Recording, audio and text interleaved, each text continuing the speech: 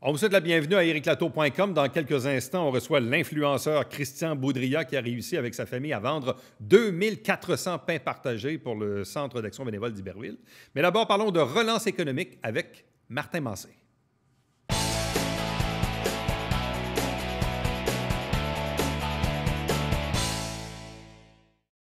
Parlons de relance économique parce que oui, la COVID a forcé un peu tout le monde dans plusieurs pays, au Canada, au Québec ici, et dans notre propre région, à essayer de voir comment on peut relancer l'économie parce que la COVID, évidemment, a eu des impacts quand même assez importants dans certains secteurs de l'économie. Avec nous pour en parler, il est le président du comité d'appui pour la relance économique du Haut-Richelieu, Martin Massé. Bonjour et bienvenue. Monsieur Latour, merci de l'invitation. Expliquez-nous un peu tout d'abord, qui sont les personnes qui vous accompagnent sur ce comité d'appui à la relance économique? Ah bien, vous me faites plaisir d'entrée de jeu parce que j'ai vraiment une équipe formidable. Alors, ce qu'on a fait, c'est qu'on a divisé, dans le fond, les grands secteurs économiques. On a identifié 6. Alors, au niveau du commercial, restauration, on a Mario Héroux, du Sport Expert. Au niveau de l'industriel, c'est Véronique Touga de chez Cambly. Oui. Céline Burdet du Carrefour Richelieu pour tout ce qui est immobilier, télétravail. Éric Boivin de l'International de Montgolfière pour le touristique et le culturel. Et Audrey Bogmans pour agriculture, agrotourisme, agrotouristique. Et je me suis conservé les infrastructures et ce qu'on a appelé la qualité de vie. Bon. Expliquez-nous un peu dans quelle mouture, dans le fond, ce comité a-t-il pris forme? À la demande de qui? Bref, comment ça s'est formé? Oui. Alors, dès le début de la pandémie au printemps, il y a un comité d'urgence économique qui a été mis sur pied avec l'ancien directeur général de la ville de Saint-Jean. Et les élus étaient là-dessus. Il y avait même des institutions financières aussi. Il y avait beaucoup de gens autour de ça, et incluant NextDev. Et ce qu'on a décidé de faire à ce moment-là, c'est de créer un groupe de travail qui penserait à l'après-COVID. Alors, on est moins dans le sauvetage, dans l'aide directe pour passer au travers, mais on est dans un monde COVID contrôlé, avec COVID contrôlé ou vacciné idéalement, et après COVID. Alors, comment on peut imaginer une relance? Alors, on a séparé, on a créé ce groupe-là qui vraiment n'est pas dans l'immédiat, mais vraiment dans la relance. C'est l'optique derrière ça. Bon, parce qu'effectivement, au printemps, on était dans l'urgence, même on l'est encore un peu aujourd'hui. Il y a eu une multitude de programmes de subventions, parfois même un peu complexes, parfois même des subventions que les gens ne savaient même pas auxquelles ils avaient droit. Même on faisait une entrevue il y a 2 semaines avec le nouveau président de NextDev, Patrick Allary, pour dire aux gens, écoutez, appelez chez NextDev. Peut-être que vous avez droit à une subvention à laquelle vous ne savez pas. Là. Exactement. Mais c'est clair qu'il faut parler de relance économique. Là, on a un vaccin ou des vaccins à l'horizon. Donc, on voit une lumière enfin apparaître dans le fond du tunnel. On parle de semaines, on parle de mois, mais de quelle façon doit-on voir ou prioriser la relance de l'économie ici, localement? En fait, le vaccin, oui, mais également plus de tests. Les tests seront une mesure palliative pour se rendre jusqu'au vaccin, mais évidemment, je ne veux pas entrer dans le médical de la question. Pour ce qui est de la relance, bien, quelles sont nos forces? On sait que dans l'industriel, on est très, très fort dans la région. Donc, ça va demeurer un secteur, il faut accélérer ça. On a un projet de zone d'innovation, on a InnoSecure, on a plusieurs domaines où notre situation géographique, elle demeure entre Montréal et les États-Unis. Donc, les fondamentaux sont excellents. Ce que la COVID vient changer, c'est est-ce qu'il y a des opportunités qu'on n'avait pas avant? Par exemple, toute la question qu'on appelle du flexi-travail. Hein? On a beaucoup aimé le travailler de la maison, mais à un moment donné, on se rend compte que c'est peut-être pas l'idéal non plus. Alors, est-ce qu'on peut avoir une solution un peu hybride? Alors, cette solution hybride-là, ça peut aussi vouloir dire que des entreprises, particulièrement des bureaux de services qui sont présentement situés au centre-ville de Montréal, pourquoi ne seraient pas déconcentrés en région, ou déconcentrés à Saint-Jean-sur-Richelieu? Pourquoi on n'aurait pas, par exemple, des bureaux communs où on pourrait réserver un espace? Donc, on n'est pas nécessairement à son bureau, à son lieu de travail normalement, mais on n'est pas à la maison non plus. Donc, c'est toutes ces nouvelles opportunités-là sur lesquelles on essaie de tabler.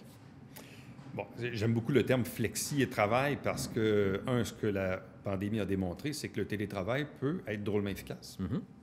Beaucoup moins de déplacements. Conciliation travail-famille, un petit rhume, une petite affaire ou un enfant, on peut rester à la maison et travailler. Par contre, le télétravail aussi, il y a moins d'émulation. moins de contact humain, forcément. Et ça finit par manquer. Mais clairement, l'après-pandémie, pas convaincu que quelqu'un qui a un job de bureau va retourner au bureau à Montréal 5 jours sur 5, là. Je suis pas sûr de ça. Mais comment, nous, comme région, on peut se positionner par rapport à ça? Alors, en offrant ce genre de service-là, par exemple, j'aime l'expression anglaise, c'est le coworking, là, des espaces où on peut partager des bureaux. Et si ce n'est que d'y aller donc au centre-ville pour 3 jours, rester à la maison 2 jours ou l'inverse, ou alterner, c'est tous des moyens où nous, comme ville, on a un avantage à cause de notre situation géographique. Alors, on peut devenir plus attractif pour des gens qui, normalement, diraient « Non, je ne ferai pas 5 jours semaine sur l'autoroute 10 ». Mais dans une époque de flexi-travail, à ce moment-là, on devient une région plus attrayante pour le résidentiel et même pour du commercial nouveau genre. Bon. Qu'est-ce qu'on veut dire par commercial nouveau genre? Bien, par exemple, donc je vous parle de coworking, mais je vous parle également de... vous savez, si on reste à la maison 2 ou 3 jours semaine durant la période normalement de bureau, ça veut dire qu'on peut aussi magasiner sur place. Il y a peut-être un besoin de nouveaux commerces que normalement, on n'a pas besoin parce que cette clientèle-là de semaine, on ne l'a pas parce que normalement, elle est au centre-ville. Qu'en est-il du commerce en ligne? Parce que ce que la COVID a démontré, c'est que plusieurs entreprises accusaient un retard quand même assez important en commerce en ligne. On a une certaine facilité avec les Amazon de ce monde. Hein? Ils ont bâti un système, il faut le dire, assez efficace. Comment nous, on peut aussi, de par cette relance économique-là, faire un pas de géant en commerce électronique? Alors, le projet de Soyez local est exactement dans ce sens-là. C'est-à-dire comment on peut mettre des ressources en commun, idéalement même donner un incitatif, où quelqu'un, dans le fond, investit un peu dans sa région. S'il va chercher un certificat cadeau de 50, de 100 $, puis reçoit une prime de 10, 20 $, bien, cet argent-là est déjà chez le commerçant.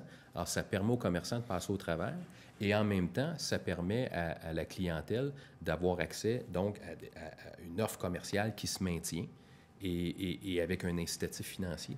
Donc, ce genre d'initiative-là est très porteuse. Ça doit aussi s'accompagner par un changement de mentalité de la part des consommateurs. C'est-à-dire que quand on a besoin de quelque chose, il faut se poser la question, comment je peux l'obtenir? Est-ce que je peux l'obtenir localement, sur place ou en ligne? Ou si malheureusement, je dois me rabattre sur un site international comme Amazon, mais il faut que le consommateur fasse aussi la démarche. Tout à fait. Tout à fait. Et je pense que des boutiques attractives, des boutiques intéressantes, seront toujours choyées par le consommateur parce qu'il y a aussi une expérience dans le magasinage briques et mortier, là, sur place. Il y a une expérience là-dedans. Sur le commerce électronique, les consommateurs devront réfléchir, mais également les commerçants. Alors, est-ce qu'on doit absolument jouer contre, à jouer à David contre Goliath, ou est-ce qu'on ne doit pas aussi être plus présent sur certains sites internationaux aussi? Alors, chaque magasin a à se poser ces questions-là aussi. Bon. Qu'en est-il du tourisme, l'hébergement, la restauration? Parce que, oui, l'industriel, le commerce, les services, il y a quand même des secteurs, il faut le dire, qui s'en sortent pas trop mal avec la pandémie. Tout à fait. Même dans certains cas, même une croissance. Là. Mais restauration, hébergement, tourisme, c'est là que ça fait mal. Comment on peut se positionner pour la relance économique dans ces vecteurs-là d'économie? Alors, heureusement, nous avons un territoire qui est exceptionnel. Alors, on a évidemment la rivière, on a un vieux Saint-Jean sur lequel il faudrait probablement accélérer un peu la réflexion, parce que là, la réflexion sera sur quoi? Sur 8 ou 10 ans maintenant, là, ce qui est planifié. Alors, les fondamentaux sont là et surtout, je vous dirais, la volonté des gens de la grande région de Montréal de faire davantage des excursions. Et c'est là qu'il faut se positionner. Saint-Jean, c'est la destination où on y va pour une raison, mais ensuite, on découvre autre chose une fois qu'on y est. On vient en vélo, mais on voit un bon restaurant, on voit la beauté de la nature, on fait de l'agrotourisme parce qu'on a réussi à se faire des circuits champêtres. Et une fois qu'on a 2 ou 3 attractions comme ça, ensuite, la prochaine fois, on couche une nuit, on peut même ajouter un tour de montgolfière avec ça. Ouais. Alors, c'est comme ça qu'il faut bâtir l'excursion, le 24-48 heures. Parce que, de façon assez curieuse, quand on regarde dans Montérégie, et ça nous a été confirmé, l'un des hôtels qui s'en est le mieux tiré, c'est celui de Venise en Québec. Quand même, c'est quand même intéressant. Donc, mais il faut développer là aussi ce réflexe-là parce que, et là, reste à voir, est-ce que malheureusement, il y a certaines entreprises touristiques de restauration ou d'hébergement qui malheureusement vont fermer leurs portes, vont rouvrir. C'est difficile de mesurer encore les impacts. Je comprends qu'il y a encore des programmes de subvention qui sont en cours pour aider ces gens-là, mais c'est un secteur de l'économie qui est très, très, très, qui est durement touché par la COVID. C'est le grand défi dans le tourisme et l'événementiel en général, c'est s'assurer que l'écosystème, que tous les joueurs se rendent jusqu'au monde après COVID ou avec COVID vacciné. C'est le grand défi. Les gouvernements supérieurs ont cette responsabilité-là. Et il faut s'assurer qu'effectivement, les prêts soient faits en temps opportun pour permettre aux entreprises de passer au travers. Donc, le comité d'appui regarde ce qui s'en vient, essaie de faire une synthèse de tout ça, de développer des priorités. Ensuite de ça, les priorités, vous les léguez à qui? À NextDev, à la Ville, à la MRC? Alors, l'objectif, c'est qu'elle soit le plus locale possible. Le mandat qu'on nous a donné, c'est vraiment de se donner des priorités sur lesquelles, ensemble, localement, on peut agir. Alors, il y aura plusieurs... En fait, NextDev recevra le rapport comme tel, mais effectivement, il y aura des responsables d'identifier et ils sont déjà autour de la table. Alors, évidemment, vous avez NextDev, vous avez la Ville qui est autour de notre table, vous avez l'Office du tourisme qui est déjà autour de notre table. Alors, vous avez la Chambre de commerce, vous avez plusieurs organisations qui, en fait, recevront les recommandations, les priorités. Et évidemment, ce qu'on souhaite, c'est qu'ils les mettront en application. Puis également, il ne faut pas se le cacher, partout sur le territoire, il y aura des élections municipales l'an prochain. Alors, des candidats à la mairie, des candidats conseillers pourraient prendre le rapport et, on l'espère, s'en inspirer le faire pour développer un certain programme électoral. Leur propre plateforme, exactement. Tout à fait. C'est l'objectif. Parce que cette relance-là, puis même on le voit dans les mises à jour économiques des différents gouvernements, on voit que c'est une relance qui va s'échelonner sur 1 an, 2 ans, 3 ans, avant de revenir à ce que les gouvernements appellent la normalité. La normalité n'est pas pour demain matin. Là. Tout à fait, tout à fait. Puis on l'a vu hier, on l'a vu il y a quelques semaines, hier à Ottawa, il y a quelques semaines Québec. Elle devra être aussi durable. Alors, il faut faire la relance différemment. On sait comment...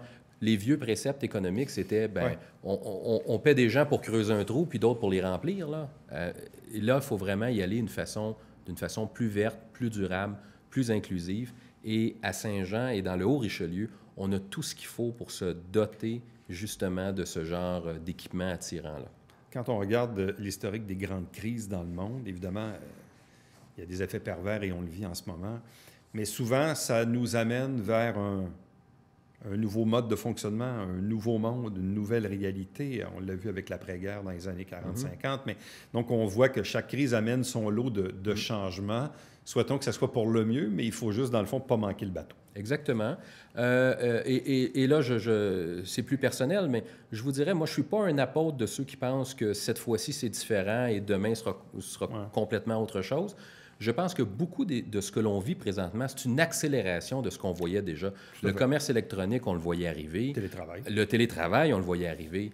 Et dans le fond, ça nous a juste permis, dans bien des cas, de montrer que le monde peut fonctionner avec ces principes-là, ces préceptes-là, qui durent pour vrai puis qui sont véritablement appliqués.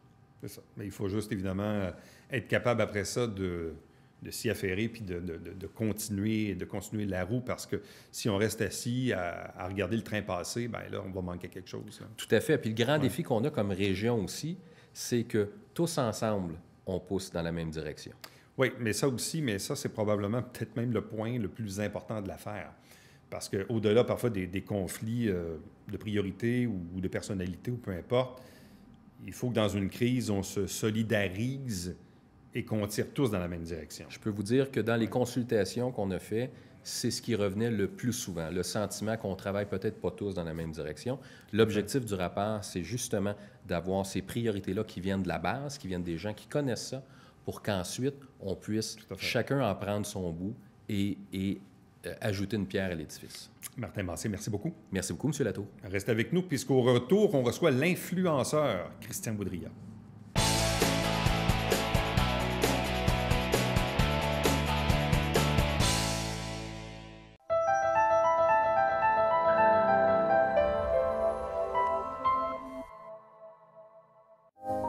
messieurs, bonjour et bienvenue à La Justice entre nous. Mon nom est Serge.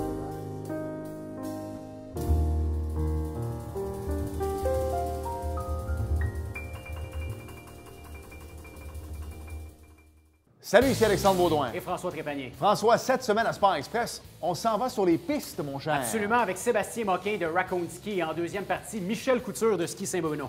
Manquez pas ça. Aimes-tu mon slalom? J'adore.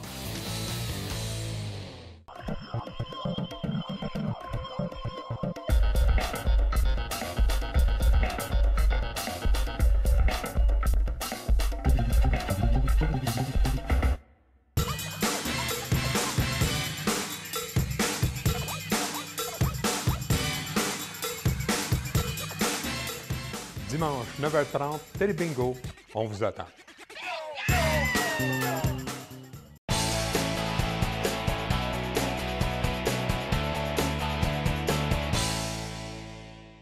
Vous savez, l'an dernier, il avait vendu quelques pains partagés avec sa fille au bénéfice de l'école du côté d'Iberville, Marcel Landry. Mais là, cette année, c'est quand même assez incroyable parce que, bon, ce que j'ai compris, c'est que le pain partagé, c'était peut-être pas dans les écoles à cause de la pandémie. Mais là, il a vendu encore plus de pain partagé, mais cette fois pour le bénéfice du Centre d'action bénévole d'Iberville. Je parle ici de l'influenceur Christian Boudria. Salut, ça va bien? Allô, Éric, ça va bien, toi? Très, très bien. Explique-nous. Bon, d'abord, l'année passée, c'était quoi? 750 pains? Oui, qu'on avait vendu au profit de la polyvalente Marcel Landry et une partie pour le Centre d'action bénévole d'Iberville. Bon, puis même si je ne me trompe pas, l'année passée, vous n'aviez tellement vendu que ça avait un peu ébranlé, disons, comment je dirais, la structure de vente de pain de l'école. Oui. C'était nouveau poliment. un peu pour la commission scolaire, là, d'arriver avec les médias sociaux et d'en vendre autant. Et là, tu es parti de cette idée-là. Et là, tu t'es dit, pourquoi ne pas vendre du pain partagé cette année? Mais là, je pense que là, il n'y en a pas dans les écoles cette année. Hein? C'est ça. C'est pour ça qu'on a pris la décision, Océane et moi. On savait que les besoins étaient là au CAB. Ils ont besoin de sous là, avec la pandémie. Et puis cette année, bien, les écoles ont mis un petit hold là, sur le pain partagé. Fait qu'on a dit, on ne peut pas laisser ça aller. Là. Le Centre d'action bénévole a besoin d'argent. Les paniers vont être presque vides cette année. Fait qu'on a dit, ils ont besoin de sous, on part notre propre campagne de pain partagé. Bon, comment on fait ça? Parce que normalement, j'imagine que les écoles, ils ont un fournisseur, bon, c'est organisé. Comment monsieur, madame, tout le monde se lève un matin et dit, moi, je veux vendre du pain partagé? Bien, moi, ce que j'ai fait, c'est que j'ai contacté le même boulanger des pains partagés à Saint-Césaire, la boulangerie à Saint-Césaire, Régal. Et puis, on s'est arrangé comme ça. Puis, c'est gagnant parce que c'est la même recette de pain partagé depuis 3 générations. Fait que les gens le savent qu'il est bon, ce pain-là. Là. Et pourquoi tu as choisi le Centre d'action bénévole d'Iberville? Parce que ça me touche beaucoup. Moi, je suis un limoneux. Oui. Je demeure dans Iberville. Le Centre d'action bénévole amène tellement de choses à la communauté. Puis c'est pratiquement pas connu. On connaît beaucoup la Saint-Vincent-de-Paul. Oui. Mais quand on dit CAB Iberville, les gens ne savent pas trop ce que c'est. Bon. Et là, au départ, tu pensais à peu près en vendre combien cette année, honnêtement? Là? Bon, on se disait peut-être 1200, 1300 pains, parce qu'on avait établi l'an passé un objectif de 1000. Donc, on avait dit peut-être cette année 1200. Bon, et là, et tout ça, tu as fait ça à partir des médias sociaux, là, uniquement? Entièrement. Tu as combien d'amis sur ta page Facebook? Tout près de 4300, 4400. Pourquoi un gars comme Christian Boudria a 4000 amis? Tu sais, moi, je veux dire, moi, je travaille dans les médias, ma affaire, c'est dans la télé à tous les jours. Je peux comprendre que j'en ai 5000. Mais qu'est-ce qui fait qu'un gars comme Christian Boudria a réussi à se bâtir une communauté aussi importante sur les médias sociaux? Bien, peut-être parce que j'aime aider les gens, j'aime partager. Je suis un fier Joannais. La ville me tient à cœur, les commerçants me tiennent à cœur. Puis mes petits concours, hein, je pense que tu le sais. Tu en as fait d'ailleurs au printemps pour aider des commerçants, tu en fais encore, mais tu sais, c'est ça, tu donnais un petit coup de pouce avec des commerçants. Mais je trouvais ça intéressant, c'est pour ça que quand on t'avait reçu l'automne dernier, pas l'automne, mais excuse, le printemps dernier, mais plus par vidéoconférence, tu n'étais pas venu en studio, tu étais sur le bord de ta piscine. Puis, mais c'était quand même incroyable, c'est ça que je disais, j'ai dit, Christian Boudria, il est devenu un influenceur. Souvent, tu sais, les influenceurs, on pense plus aux jolies jeunes filles qui sont sur Instagram. Oui. Toi, tu es plus dans Facebook qu'Insta. Mais bref, mais tu es devenu malgré tout donc un influenceur. Et là, dans le cas du pain partagé, vous en avez vendu plus que 2000? J'en ai vendu, on en a vendu, là. Oui. 4400, je pense, 4300. Pain? Oui. Mais au départ, c'était pas 2290? Oui, excuse, c'est 2400 pains. OK, 2400 pains, parce que là, j'ai dit, Oui, je savais que tu avais 4000. dépassé le 2290, là. Non. Mais là, si tu étais rendu à 4000, là, je comprends. Non. Mais là, comment t'expliques cet engouement-là? Si tu dis au départ, je pensais en vendre à peu près 1200, qu'est-ce qui fait que vous n'avez vendu 2400? Bien, il y a les gens qui sont habitués d'en manger, qui adorent le pain partagé, parce que c'est une recette spéciale. Oui, il y a de ça. Il y en a beaucoup que ça a été pour la cause. Moi, j'ai eu un exemple des 200 $.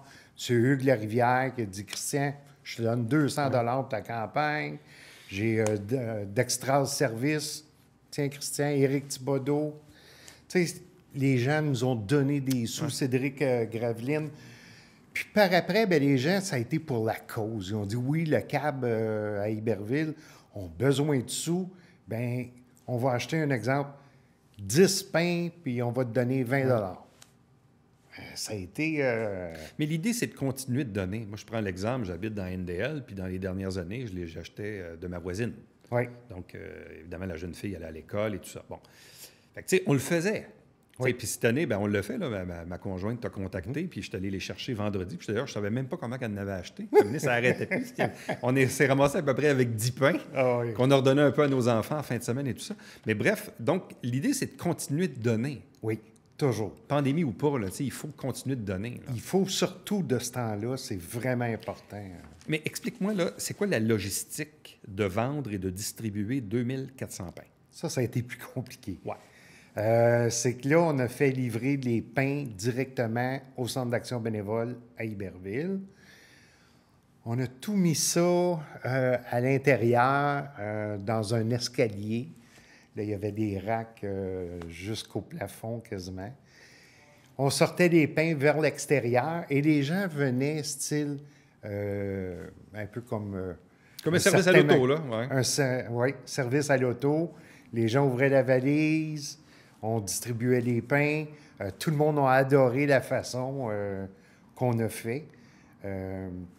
C'est ça, ça a été gagnant. Là, de ce que je comprends, il y avait des files d'attente dans le pourtour du Centre d'action bénévole. Oui, le Centre d'action bénévole, ça allait jusqu'à chez Mondor. Ça a été la file d'attente du vendredi, 16h à 17h. Et là, les gens étaient contents d'aller chercher le pain. Là. Oui. Les gens arrivaient, là, Éric, il disait « Merci pour ce que vous faites. Ouais. » Mais moi, je fais rien, là.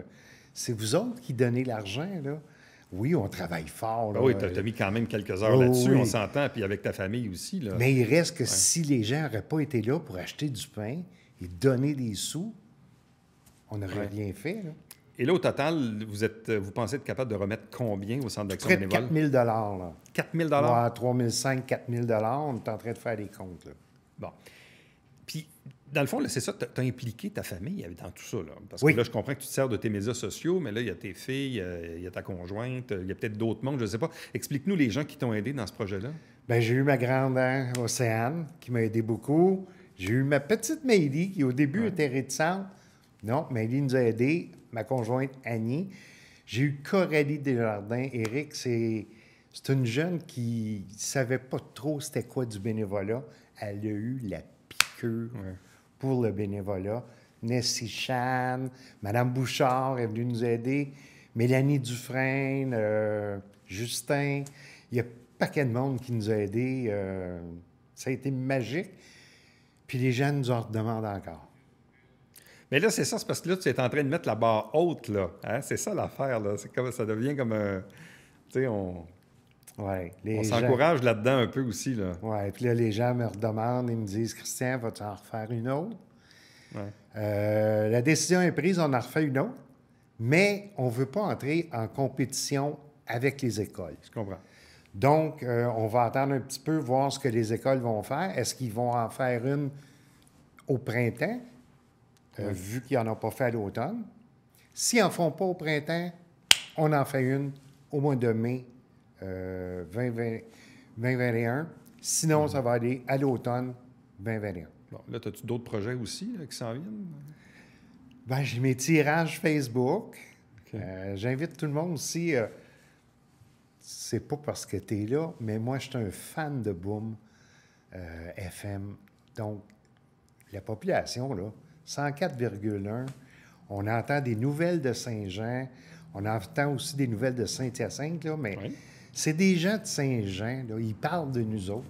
Moi, j'adore ça. Caro, Marc-André Labrosse la fin de semaine. J'y connais toutes, là, Marc-Antoine. Un fidèle auditeur, on est bien content de l'avoir. Marc-Antoine, je les aime tous. Bien, c'est bien gentil, Christian. Donc, 2400 pains partagés, vendus par Christian et sa petite famille au cours de la fin de semaine pour aider le Centre d'action bénévole d'Iberville. Félicitations encore une fois, puis bonne chance pour les prochains projets. Merci, Eric. Restez avec nous. Au retour, le mot de la fin.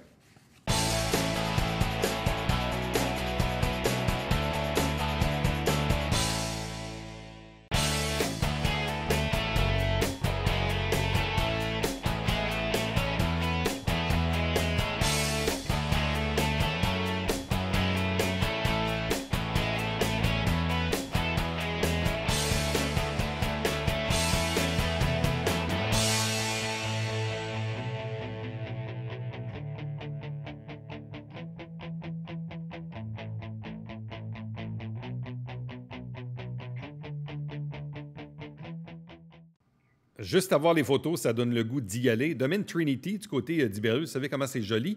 Mais là, il y a une zone d'ambiance aux couleurs du temps des fêtes, aux couleurs de Noël. Ça vaut vraiment la peine d'aller se balader du côté d'Iberville. Domaine Trinity. À demain. Bye bye.